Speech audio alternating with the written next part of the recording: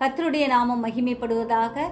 இன்றைய தியானத்திற்கான வசனம் 2 நாளாகமம் 14வது அதிகாரம் 11வது வசனம். ஆசா தன் தேவனாகிய கர்த்தரை நோக்கி கூப்பிட்டு, கர்த்தாவே, பலமுள்ளவனுக்காகிலும் பலனற்றவனுக்காகிலும் உதவி செய்கிறது உமக்கு லேசான காரியம். எங்கள் தேவனாகிய கர்த்தாவே, எங்களுக்கு துணை நில்லும். உம்மை சார்ந்து உம்முடைய நாமத்தில் ஏராளமான இந்த கூட்டத்திற்கு எதிராக வந்தோம். கர்த்தாவே, நீர் எங்கள் தேவன், மனுஷன் உம்மை மேற்கொள்ள விடாதேயும் என்றான்.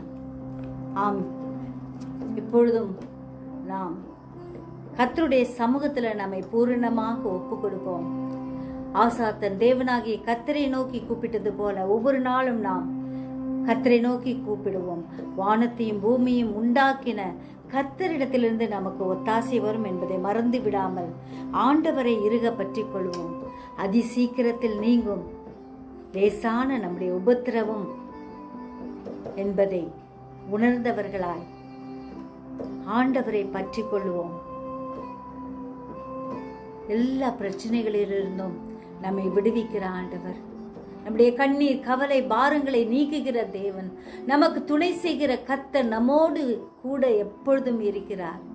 அவர் நமக்கு துணை நிற்கிறார் என்பதை நாம் ஒவ்வொரு நாளும் மறந்து விடாதபடி கர்த்தருடைய அன்பிலே நிலைத்து நிற்போம். ஜெபிப்போமா?